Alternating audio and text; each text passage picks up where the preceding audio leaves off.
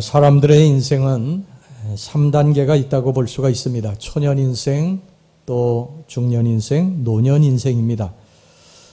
많은 사람들이 초년 인생보다는 중년 인생이, 또 중년 인생보다는 노년 인생이 더 좋아야 한다고 말을 합니다. 나이가 들수록 더 좋아야 한다는 말이죠. 맞는 말 같습니다. 우리 말에도 젊어서 고생은 사소도 한다. 그런 말이 있습니다. 그만큼 젊어서 고생은 크게 힘이 안 들지만 늙어서 고생은 정말 힘이 드는 것입니다. 어떤 사람은 초년 인생은 별로 그렇게 좋지 않은데 점점 더 잘 되는 인생이 있고요. 또 그런가 하면 초년 인생은 좋은데 점점 더 힘들고 어려운 인생도 있습니다. 여러분은 어떤 인생입니까?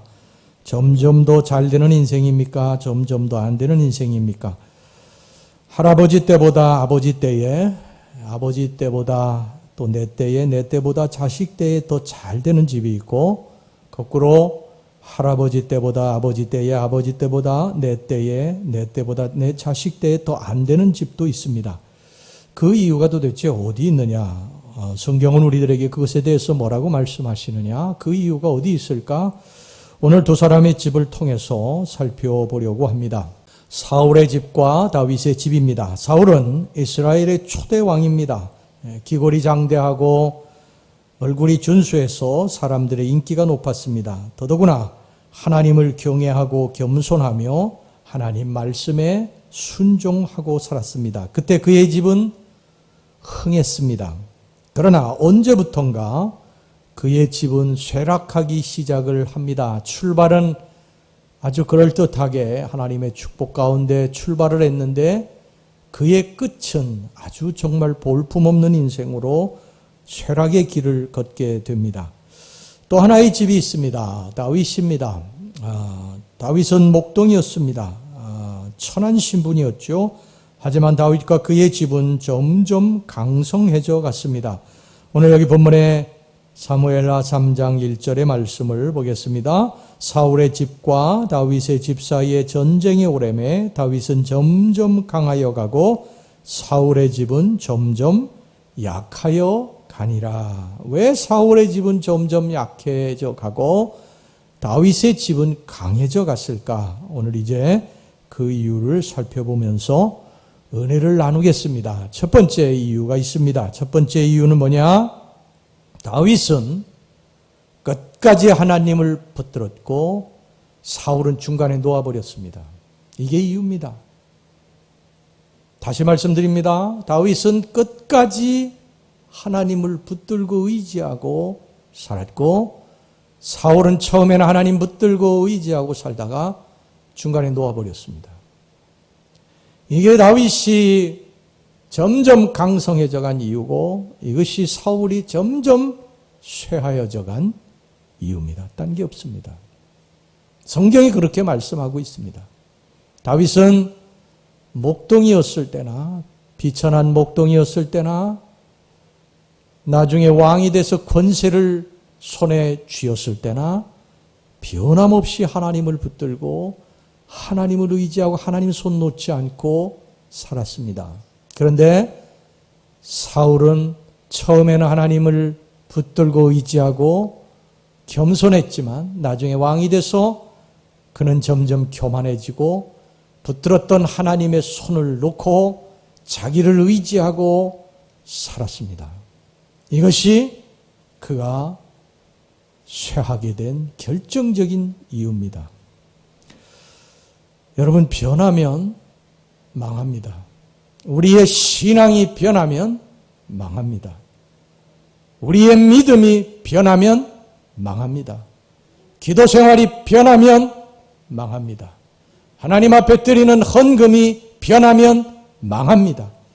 하나님 손에 붙들렸으면 끝까지 하나님 손을 붙들고 나아가야 강성해지는 것입니다. 할렐루야. 여러분의 집뿐만 아니라 여러분들의 후손들의 집이 이제 점점 강성해져 갈 것입니다. 여러분, 음식점도요, 맛이 변하면 망하는 거예요. 음식점 유명하다고 그래가지고 우리가 가지 않습니까? 그러면 그 유명한 이유가 있어요. 음식점 맛집을 가보면 맛집이 그 유명한 이유가 있습니다. 이 맛이 있어요. 그런데 어느 순간 가보니까 옛날 맛이 아니에요. 그러면 어떻게 됩니까? 그 음식점은 점점 쇠락해 갑니다. 처음에는 이 번호표 받고 줄 서고 그러다가 음식 맛이 변하게 되면 그 음식점은 점점 쇠락의 길로 가다가 문 닫게 됩니다. 여러분, 우리 신앙도 그렇습니다. 우리의 신앙도 처음 신앙을 버리고 하나님 사랑하던 마음들이 점점 식어지고 기도하던 사람이 기도하지 않게 되고 믿음으로 살던 사람이 믿음으로 살지 아니하고 세상 경험과 지혜로 살려고 하고 하나님 붙들고 하나님 손 의지해서 살던 사람이 하나님 손 놓아버리면요, 여러분, 그 사람은 점점 쇠락의 길로 갑니다. 자기도 모르게 그렇게 갑니다. 코로나19가 우리들을 시험합니다. 시험해요. 여러분, 코로나19로 인해서 믿음이 떨어집니다. 기도하던 사람이 기도를 그만둡니다. 하나님 앞에 예배 드리는 사람이 예배를 드리지 않습니다. 처음에는 열심히 드리는 것 같은데 점점 더 이제 나태해집니다. 대충 드립니다. 집에서 이제 대충 드립니다. 그래도 교회 나오면, 예배당에 나오는 분들은 준비하고 나오지만 집에서 드리는 분들은 이제 대충 드리게 됩니다. 처음에는 막 옷을 정결하게 입고 다 씻고 이렇게 하고 앉아서 드리다가 이제는 대충 눈 그냥 비비고 그냥 드립니다. 이게 변하는 것입니다. 기도가 변합니다. 기도하던 사람이 기도하지 않아요. 그런데 제가 보니까 이 코로나19에도 변하지 않는 사람들이 있어요. 여전히 기도합니다.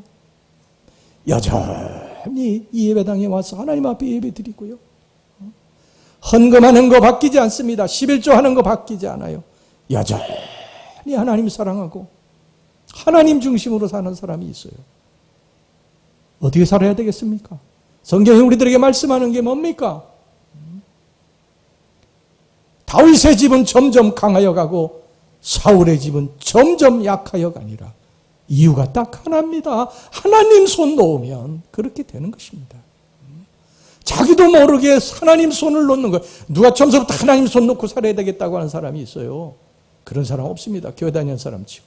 그런데 자기도 모르게 하나님 손을 놓는 거예요. 기도하던 두 손이 이제 세상을 붙들게 되고요. 하나님 앞에 감사하던 사람이 더 이상 이제 감사하지 않아요.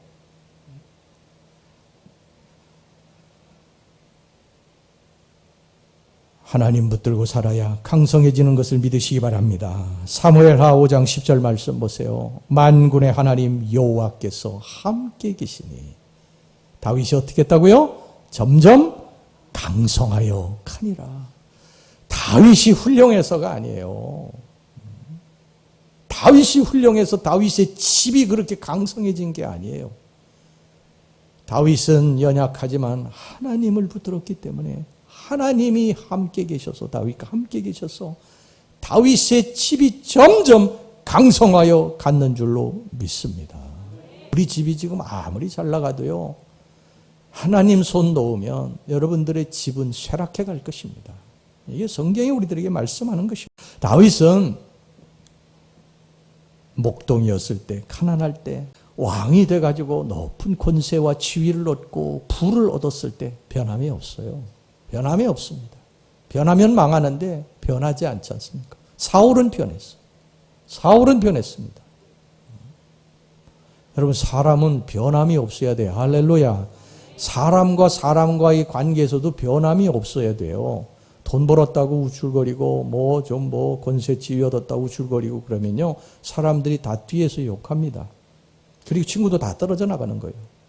변하지 않아야 돼. 음식도 맛이 변하지 않아야 되고 사람도 변해야 되지 않아요. 하나님 붙드는 그 맛도 변하지 않아야 됩니다. 할렐루야. 그래야 하나님이 우리의 집을 붙들어 주시는 것입니다. 다윗이 왜 허물이 없어요? 다윗도 큰 죄를 지었지 않습니까? 그런데도 불구하고 나단 선지자가 와가지고 그 죄를 지어가니까 그냥 하나님 앞에 털썩 주저앉지 않습니까? 하나님 잘못했다고. 이 하나님 중심으로 사는 사람이에요. 그런데 사울은 잘못했다고 사무엘 선지자가 듣지를 않습니다. 듣지를 않아요. 교만해져서 점점 더 하나님 무시하고요. 하나님이 그런 다윗에게 이렇게 말씀하셨어요. 이렇게 약속을 해주셨어요. 하나님의 약속입니다. 이 하나님의 약속은 영원 불변한데 하나님이 다윗에게 하나님만 붙들고 하나님만 의지하고 하나님만 사랑하는 이 다윗에게 이런 약속을 해주셨어요. 자, 사무엘하 7장 9절 말씀 보겠습니다. 우리 다 같이 한번, 이게 굉장히 중요한 말씀이거든요. 하나님이 다윗에게, 다윗과 그의 집에 약속하신 말씀이야. 이 말씀 우리가 같이 한번 큰 목소리로 읽겠습니다. 시작. 내가 가는 모든 곳에서 내가 너와 함께 있어 내 모든 원수를 내 앞에서 멸하였은즉 땅에서 위대한 자들의 이름같이 내 이름을 위대하게 만들어 주리라. 할렐루야. 다윗의 이름을 위대하게 만들어 주겠다는 것이 하나님의 약속하셨는데, 여러분 다윗의 가문에서 누가 나왔습니까? 예수 그리스도가 나오시지 않았어요? 그 가문이 지금까지도 영원까지 계속될 것입니다. 근데 사울은 어땠습니까? 사울은 아까도 말씀드렸듯이 처음에는 하나님 잘 믿었어요. 하나님 탁 붙들고 그리고 기도하면서 겸손하고 그랬던 왕이었어요. 근데 어느 순간부터 하나님 손을 놓기 시작해요. 그는 더 이상 기도하지 않습니다. 전쟁에 나갈 때 기도하지 않아요. 여러분, 기도하지 않는 사람은 하나님 의지하는 사람 아니에요. 절대 아닙니다. 교회 다녀도 기도하지 않는 사람 하나님 의지하는 사람 아니에요. 기도한다는 건 뭡니까? 인생이 내 힘대로 안 된다는 걸 알기 때문에 하나님 앞에 엎드리는 사람이에요. 하나님 의지하는 사람이 기도하는 거지. 내 뜻대로 내 마음대로 내가 인생 산다고 하는 사람인데, 내가 기도하지 않아도 잘 산다고 하면서 기도할 리가 없잖아요. 사울은 어느 때부터 기도하지 않습니다. 전에는 안 그랬거든요. 전쟁에 나갈 때 하나님 앞에 엎드려 하나님 나갈까요 말까요 기도하던 왕이었어요. 근데 이제 기도하지 않습니다. 자기 마음대로 나갑니다. 그리고 전쟁에 나가서 이기면요, 전에는 하나님을 위해서 기념비를 세우고 하나님께 영광을 돌렸어요. 근데 이제는 하나님 기념비 안 세웁니다. 자기를 위해서 기념비 세웠다고 성경이 그렇게 말씀을 하고 있어요. 이제 하나님의 말씀도 더 이상 순종하지 않아요. 이 사울에게 사무엘 선지자를 통해서 아말렉과의 싸움에서 내가 이기거든 아말렉의 모든 소유를 다 쳐서 멸해야 된다. 듣지 않습니다. 소와 양 살찐 거, 어느 정도 이렇게 살찐 것들을요, 뒤로 빼돌립니다. 하나님 말씀을 온전히 순종하지 않아요. 주의 종 사무엘의 말도 듣지 않습니다. 교만해서 듣지 않아요. 제사도 자기가 집례합니다. 예전에 사울은 안 그랬거든요. 예전에 사울은 안 그래. 변했어요. 변하면 망하는 것입니다. 사울은 그때부터 점점 쇠락의 길로 걸어갑니다. 그리고 하나님이 그런 사울을 보시면서 이렇게 말씀하세요. 자, 보세요. 사무엘상 15장 11절 말씀. 내가 사울을 왕으로 세운 것을 후회하노니. 그가 돌이켜서 나를 따르지 아니하며 내 명령을 행하지 아니하였음이니라 하신지라. 사무엘이 근심하여 온 밤을 여호와께 부르짖으니라. 사무엘이 사울을 사실은 하나님 대신해서 가서 말을 전해 왕으로 세운 거 아니에요. 그런데 말을 듣지를 않는 거예요. 하나님이 그를 보실 때에 후회하셨다는 거예요. 하나님이 우리를 보실 때는 뭐라고 그러실까요? 혹시라도 하나님께서 이런 마음을 품으신다고 한다면 우리는요, 정말 절망해야 됩니다.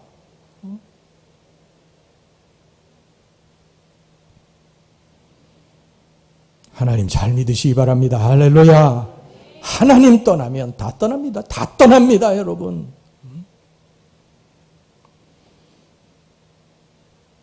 하나님 붙들고 살아야 우리의 인생이 강성해지고 우리의 가문이 든든히 서게 될 줄로 믿습니다.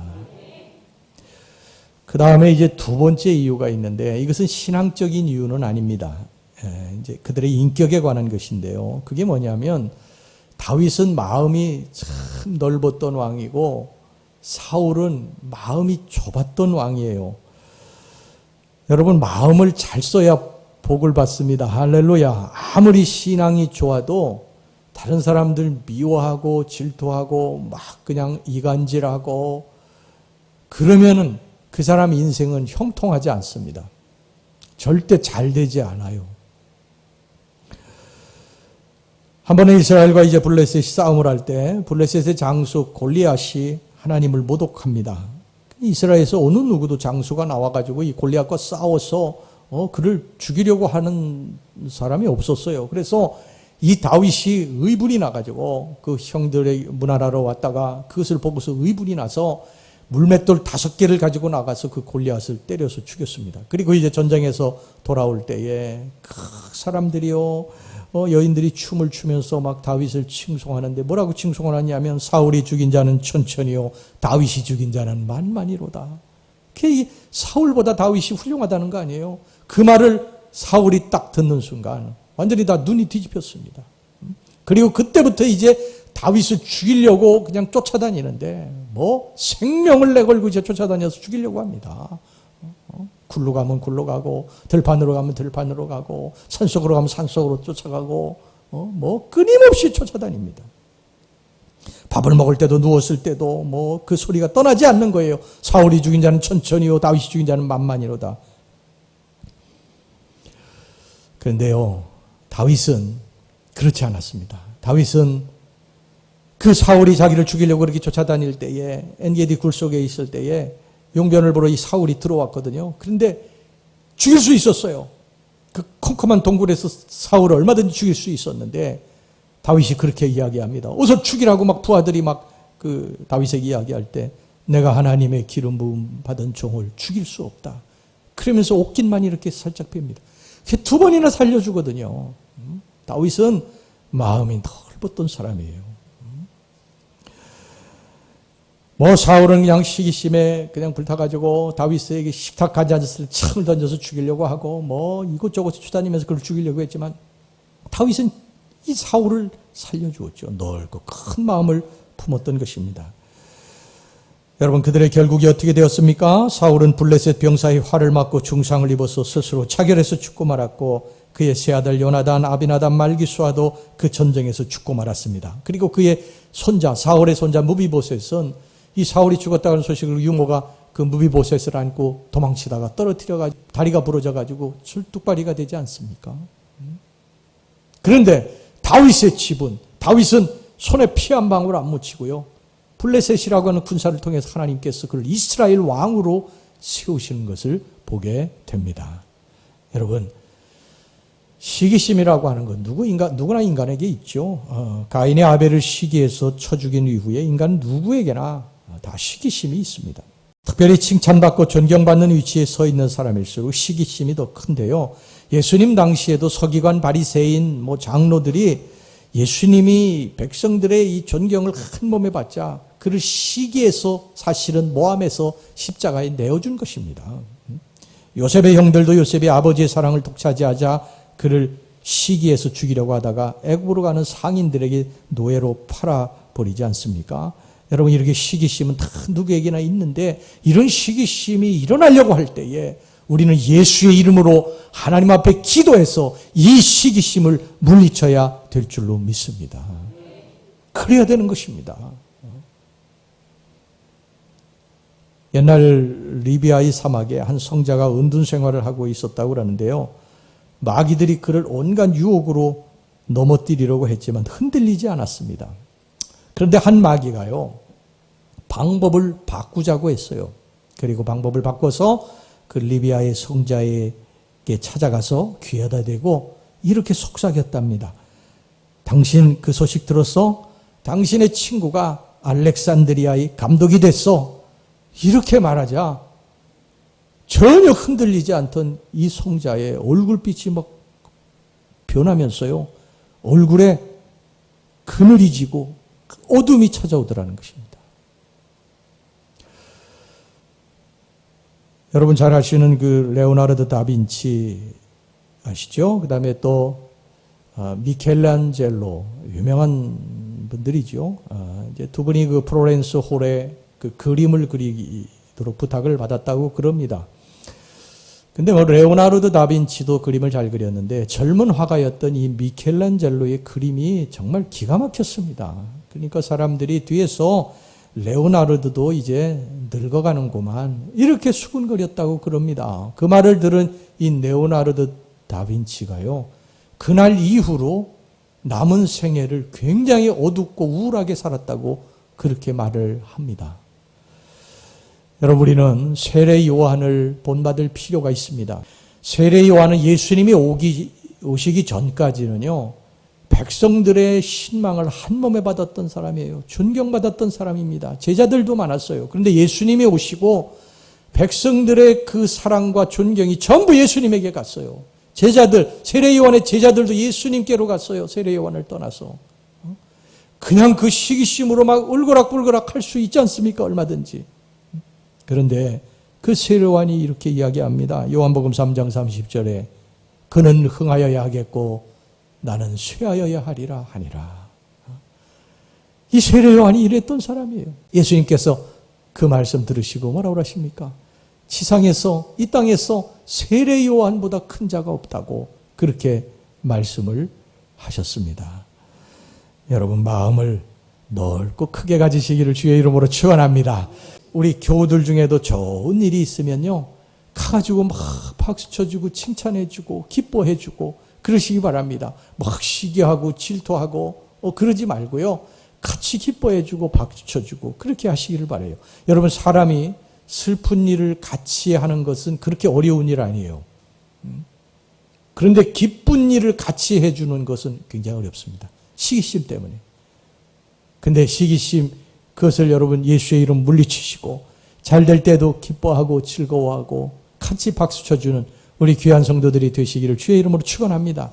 예수님이 그렇게 말씀하셨기 때문에 우리들에게요. 우리 그렇게 살아야 돼요. 로마서 12장 15절 말씀 보세요. 즐거워하는 자들과 함께 즐거워하고 우는 자들과 함께 울라. 우리 예수 믿는 사람이 그렇게 살아야 된다는 거예요. 그러니까 막 우리 교우들의 좋은 소식이, 여기 이 특별감사 예물이 이렇게 올라오지 않습니까? 제가 특별감사 예물을 이렇게 기도할 때에 여기 좋은 일이 있잖아. 그러면 가가지고 아유, 권사님, 장로님 축하드립니다. 좋은 일이 있어서 너무 행복해요. 축하해 줘야죠. 우리 성도들 서로 축하해 주고 기뻐해 주고, 또 슬픔을 당한 분들 서로 또 전화해서 위로해 주고 손잡아 주고, 그런 우리 성도들이 되시길 주의 이름으로 축원합니다. 그 다음에 세 번째 이유가 있어요. 세 번째 이유는 뭐냐면 다윗은 겸손했고 사울은 교만했기 때문입니다. 다윗은 목동 시절이나 왕이 되어서나 한결같았어요. 왕이 됐다고 교만하고 지위가 올라갔다고 그래서 뭐 남을 업신여기고 그러지 않았습니다. 제일 못난 사람이 어떤 사람인 줄 아세요? 돈 좀 벌었다고 으쓱하고 지위 올라갔다고 사람들에게 뻐기고 제일 못난 사람이에요. 변함이 없어야 됩니다. 할렐루야. 하나님은 겸손한 자를 높여주시는 거예요. 교만하면 그때부터 낮추시는 것입니다. 다윗은 한결같았어요. 한결같이 겸손했어요.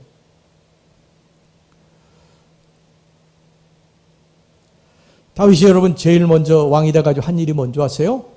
법궤를 들여와. 법궤를 들여왔다고. 법궤는 하나님의 존재 아닙니까? 그 법궤를 들여온 이유가 뭐예요? 왕이 되고 나서 제일 먼저 법궤를 들여온 이유는 뭐냐면, 하나님, 이 나라는 하나님이 통치하셔야 됩니다. 제가 통치하는 것이 아닙니다.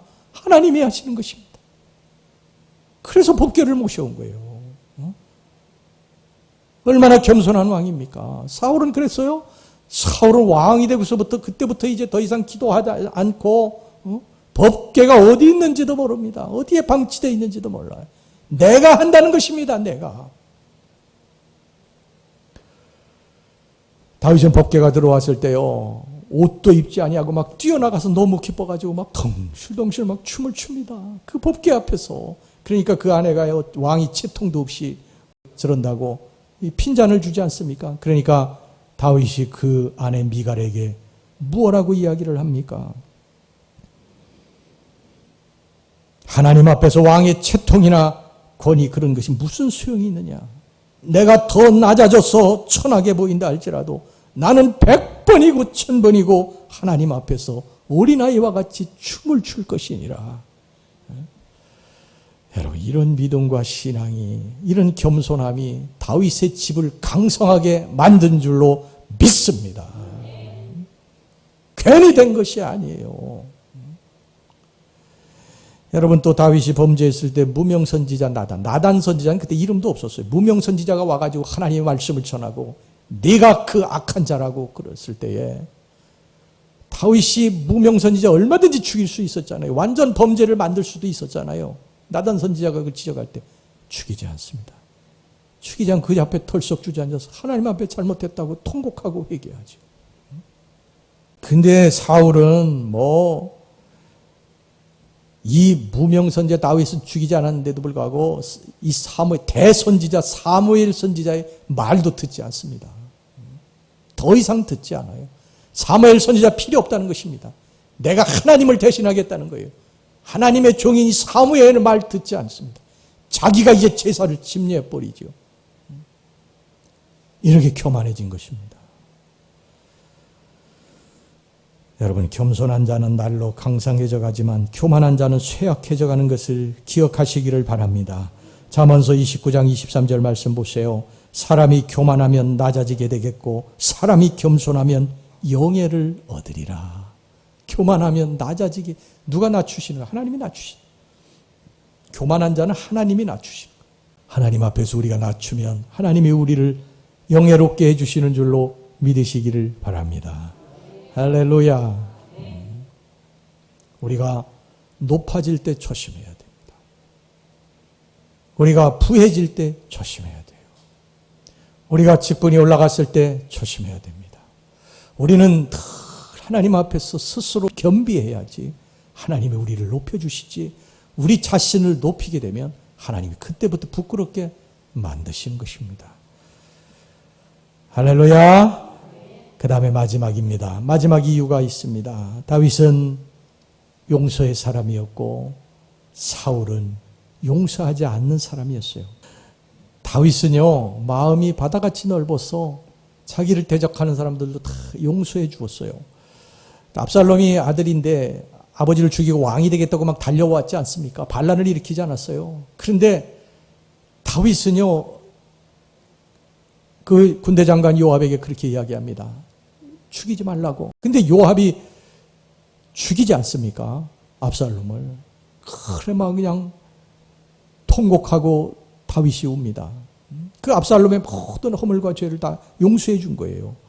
이 다윗이 압살롬의 이 반란을 피해가지고 도망칠 때 시므이라고 하는 사람이 나타나가지고, 이 사울의 집안에 있던 시므이라고 하는 사람이 나타나서 다윗을 막 저주하고 욕하고 막 비난하고 그랬거든요. 그때 옆에 있던 부하들이 저 시므이 저놈을 죽이자고 그랬을 때에 하나님, 다윗이 이래요. 하나님이 그 시므이의 입을 빌려서 나를 욕하는 것이니까 그를 죽이지 말라고 그렇게 이야기합니다. 그 이제 반란이 평정이 되고 돌아오는데 시므이를 또 만났어. 그 시므이를 만나니까 그냥 부하들이 옛날 생각을 하고 있어 그를 죽이려고 하니까요. 시므이가 납작대로 잘못했다고 그러니까 다윗이 그를 용서해 줘요. 넓은 마음으로 용서해 줍니다. 그런데 여러분, 사울은 마음이 좁고 완악해가지고 다윗을 숨겨졌다고 그래가지고 주의 종 제사장들 85명을 도륙합니다. 칼로. 여러분, 이것이 바로 패망의 길로 간 이유예요. 빌립보 4장 4절에서부터 5절 말씀에 주 안에서 항상 기뻐하라. 내가 다시 말하노니 기뻐하라. 너희 관용을 모든 사람에게 알게 하라. 주께서 가까우시니라. 이렇게 말씀하셨습니다. 그러니까 여러분, 우리 다른 사람들에게 늘 관용을 베푸시기를 주의 이름으로 축원합니다. 할렐루야. 관용이라고 하는 말이 토러렌스라고 하는 말은요, 원래 이게 위장에다가 막 별거 다 집어넣지 않습니까? 우리가 막 김치도 먹고, 여러분 아침 뭐 드시고 오셨습니까? 김치, 버섯, 밥, 제가 이렇게 오늘 먹고 왔거든. 달걀.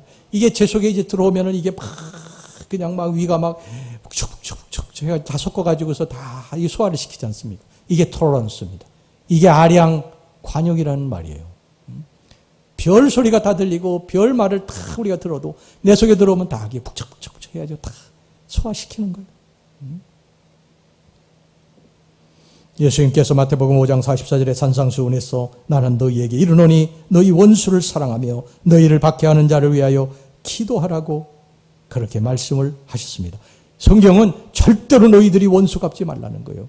여러분들의 손에 피 묻히지 마시기를 바랍니다. 할렐루야. 다른 사람들 악하게 했을 때에 악하게 했을 때 악하게 나도 하고 싶지. 안 하고 싶은 사람이 누가 있겠어요. 다 사람인데. 속에서 막 분노가 치밀어 오르잖아요. 여기 있는 목사도요. 뭐 별반 다르지 않아요. 그런데 그렇게 하지 말라니까 우리 주님께서. 같이 하지 말라니까. 주님 앞에 맡기는 거죠. 주님께서 뭐라고 그러셨냐면 복수 너희들이 하지 말라. 너희들 손에 피 묻히지 말라. 복수는 내가 하겠다. 이렇게 말씀하시는 거예요. 여러분 로마서 12장 19절 말씀 보세요. 로마서 12장 19절 말 내 사랑하는 자들아 너희가 친히 원수를 갚지 말고 하나님의 뭐에 맡기라? 진노하심에 맡기라. 기록되었을 때 원수 갚는 것이 내게 있으니 내가 갚으리라. 주께서 말씀하시느니라. 그러니까 주님 앞에 내놓고 주님 앞에 내놓으면 주님이 다 해결하십니다. 할렐루야.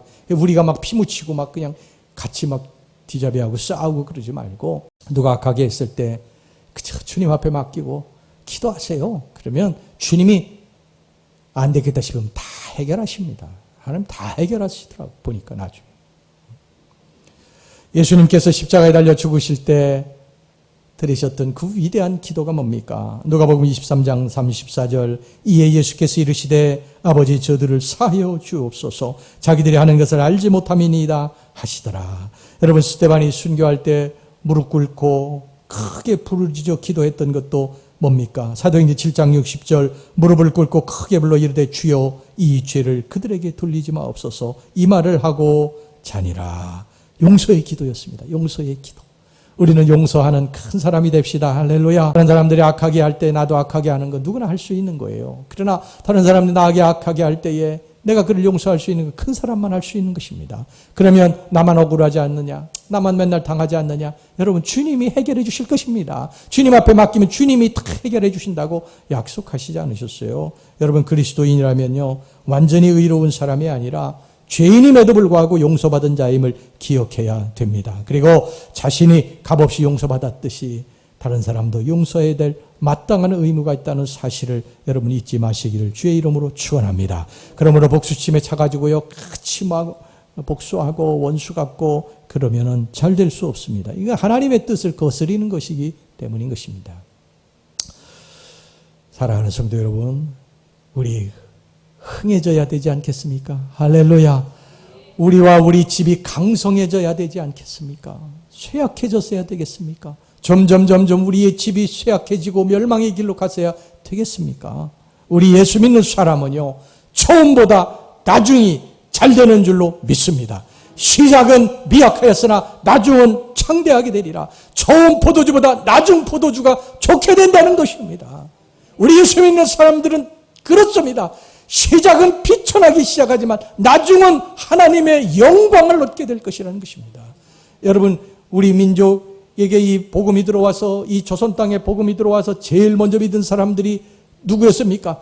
부자가 믿었습니까? 높은 지위에 있는 사람이 믿었어요? 선비들이 믿었습니까? 아닙니다. 가난하고 못 배우고 천한 사람들, 백정들 이런 사람들이 예수 믿어서 처음에. 그래서 이 돈 있고 권세 있고 벼슬 있는 사람들이 야, 저 무지랭이들, 저 배우지도 못한 놈들, 저 백정들, 천함들 놈들이 믿는 그런 종교 이렇게 얘기했어요. 그런데 한 세대가 지나고 또 한 세대가 지나고 또 한 세대가 지나고 그들의 후손들이 어떻게 됐나 여러분 보시기 바랍니다. 하나님께서 처음 포도주보다 나중 포도주가 훨씬 더 훌륭하게 만들어 주시는 것처럼 우리의 인생, 우리의 가문도 하나님이 그렇게 점점 잘되게 해주신 줄로 믿습니다.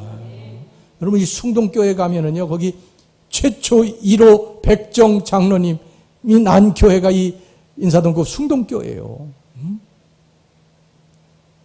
그들의 후손들이 얼마나 하나님의 축복을 받았는지 이루 말할 수가 없습니다.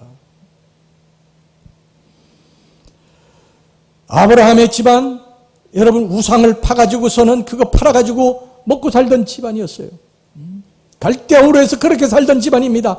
근데 그가 하나님을 붙드니까, 믿음으로 신앙으로 하나님을 붙드니까 하나님이 그의 인생과 그의 집을 창대케 복되게 만들어 주신 줄 믿습니다. 우리가 다 아브라함의 후손들 아닙니까? 하나님 잘 믿으시기를 주의 이름으로 축원합니다. 교만하지 말고 겸손하시기를 바랍니다. 넓고 큰 마음을 품고 살아가시기를 바랍니다. 할렐루야. 형제를 용서하고 넓고 큰 마음으로 여러분 살아가시기를 주의 이름으로 축원합니다. 그러면 우리와 우리의 가문들이 흥하게 될 줄로 믿습니다. 예, 기도하겠습니다.